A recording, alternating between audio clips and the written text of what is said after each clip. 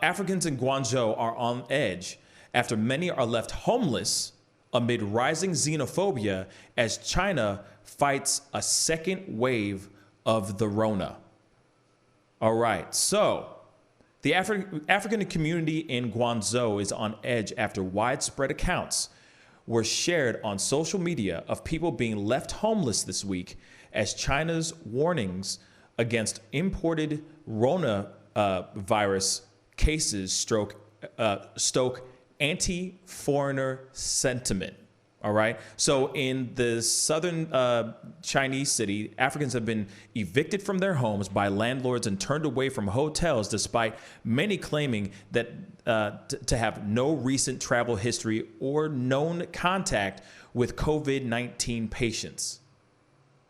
So the piece that I saw on YouTube this morning was a video of African Africans going to a McDonald's and being refused service inside of a Chinese McDonald's.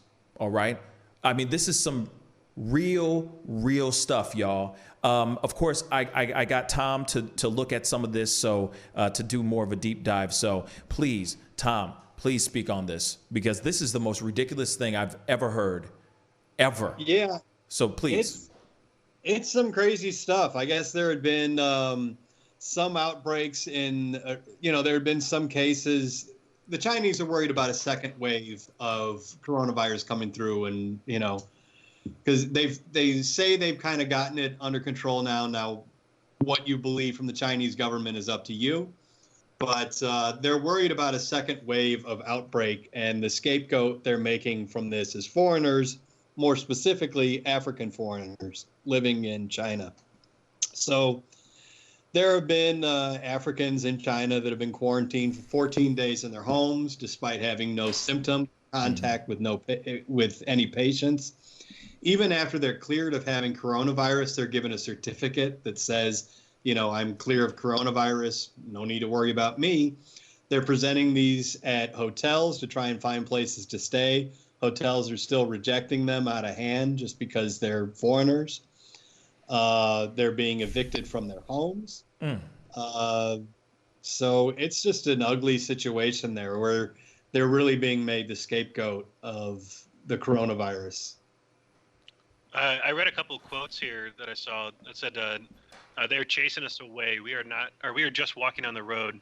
They're not giving us houses. They're not giving us hotels. They don't want us to stay at one place. Yeah. And another guy said that I have been sleeping under the bridge for 4 days with no food to eat. I cannot buy food anywhere. No shops or restaurants will serve me. This is ridiculous. This is the kind of stuff that really, this is the stuff that really burns my cookies, y'all, because we're in a situation right now all over the globe where we all need to be safe. We all universally deserve shelter, food, the whole nine. There is no reason that China should be doing something like that to anyone. To anyone. If there's a second wave, allegedly, if there's a second wave, you can't just suddenly say that it's all coming from Africans. So let's just lock them up, or not lock them up. Let's just kick them out of their own private domiciles.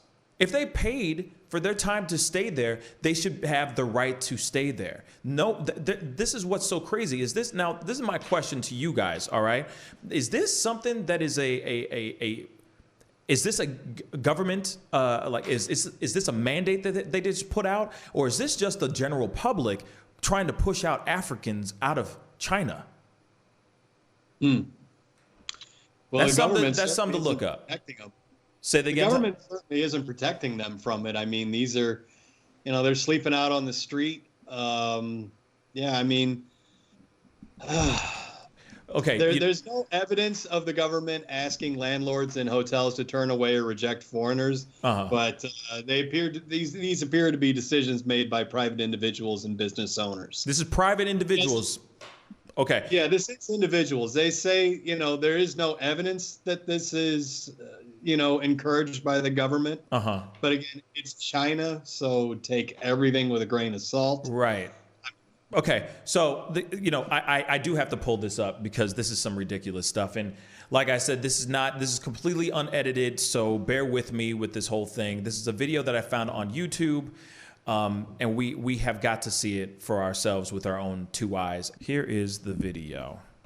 Don't even allow foreigners not to eat in McDonald's now in China, you know. That's in the McDonald's right like, there. Why can I see it? Like, you see how many empty spaces? You don't even want to let foreigners now to sit in McDonald's and eat. Now, I want to pause that. I need to scroll back just a tiny bit. So please, this is what the notice says. We've been informed that from now on, black people are not allowed to enter the restaurant for the sake of your health. Consciously notify the local police for medical isolation. Please understand the inconvenience and then caused whatever. Please understand the inconvenience caused. And then I guess the police number is the TEL 110. Okay, that's only one piece of it. Okay, there's more here in a second, but this is really what's going on in China right now as we speak. That literally is being written. That is a notice that one of the workers at McDonald's is holding right now. There's a piece where these gentlemen are because we are arguing, Africans, these people want to are arguing with the hotel because they can't. They're trying to stay in their hotel. They're actually getting kicked out as we speak. You know, this is the kind of injustices that are going on in the world right now as we speak. This is the one that blew my mind. Right here. Everybody's outside. Right here. Check this trash out. The Chinese police, they won't allow us to rest. That is the Chinese police kicking and evicting Africans out of their places. I'm going to continue. They took us away from our house. We don't have anywhere to live. They are pursuing us. Why?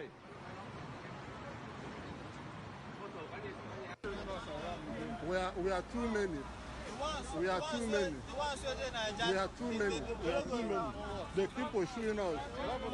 What the hell? Okay, I'm going to stop it there because it's just really getting me angry. But I got to keep it straight funky with y'all. This is the stupidest thing I've ever seen. This is the most inhumane thing I've ever seen. If people are sick, let's just say that some of those people are sick, they should be home. They should be quarantined inside of their homes. Suddenly the rights of these Africans don't exist anymore. Suddenly their rights have been taken away. All because of they allegedly are saying that these Africans are the ones that are spreading this virus. This is what the propaganda type stuff starts happening, and crazy stuff like the things that caused the Holocaust, the whole nine. Come on, guys. This is the most ridiculous thing I've ever seen. Well, we shouldn't tell you about the Uyghurs then over there. Say that again. The Uyghurs are what is that? The Muslim minority. They're the Muslim minority in China. There are over 11 million Uyghurs, Muslims in China. 1 out of every 10 of them is currently detained in a re-education camp. So we're talking about how things could turn into the Holocaust. China already has detention centers for its Muslim minority where it's holding over 1 million people already.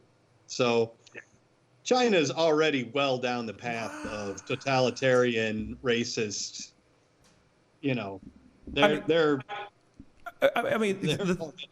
Yeah, I mean, the thing is that they already have there's already a lot of tension in China between Africans and Chinese. There's already racial tensions to begin with.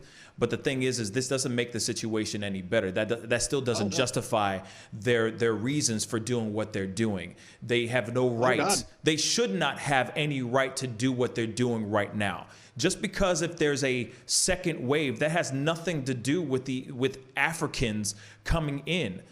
You don't push the people out that were already there to begin with. And if they show no signs, no symptoms, And if they've been tested and they've been cleared, there's no reason for you to be pushing anyone out, regardless if they're sick or not, you know? But then, you know, obviously they've kind of let go. They've lifted some of the restrictions in regards to their shutdowns.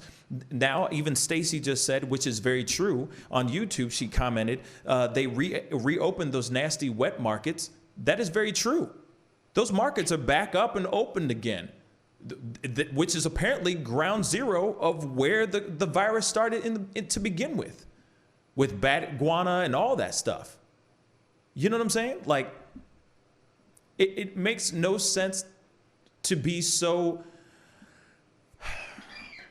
The injustices of it all is just very frustrating to me. I would hope that this kind of habit or this kind of movement would not be clicked and dragged over to other countries. You see what I'm saying? Yeah. I mean, hope I not. think it's the communist thing. You know, they're definitely blaming whoever else they can besides the government. So, you know, that's what their government's going to do, is place blame anywhere else outside of nationality. You know, so they're going to have their scapegoats constantly. And that's just this week's, you know, I guess. It's just the flavor of the week. Is that what you're trying to say? Yeah. This is just the flavor of the week. Or China, yes. And hopefully not for more. That is some real stuff, y'all. You know, and obviously in ways that's so terrible.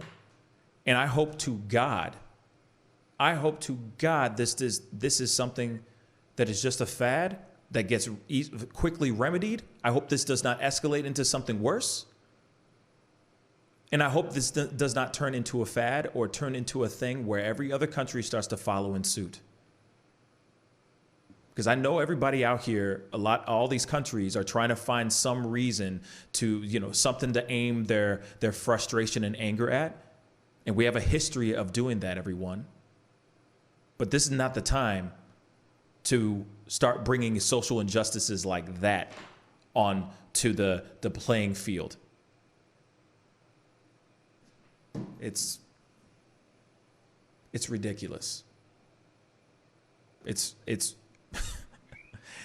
it is completely unjust, and I pray for everybody out there in China, because we as a people, and I'm saying humankind, we as a people deserve equal rights on all levels. We all should be on an equal playing field right now, especially right now. Especially right now. This almost in a way should be having us hit zero. No race, no racism, no prejudices. We're all trying to survive. We're all trying to get through to the next day. We're all trying to get through this pandemic. This is not the time to start saying, oh, because of the color of his skin, we can't serve you anymore because you might have something that you're one of the causes of the outbreak. That's the most ridiculous thing I've ever heard. No. Especially from the country that, you know, this all came out of to begin with. To be blaming other people, be scapegoating. I mean, and that's exactly, I hate to turn that around. You know, you don't want any racism either way, but we've heard, you know, about racist incidents against people from, you know, Asian countries in Europe and in the United States. And, you know, it looks like people over in China are being racist towards, I mean, you know, you hate to say it, I guess there's probably always going to be that baseline of people that are going to try and find scapegoats, people that look different or believe different from them. Yeah. And yeah.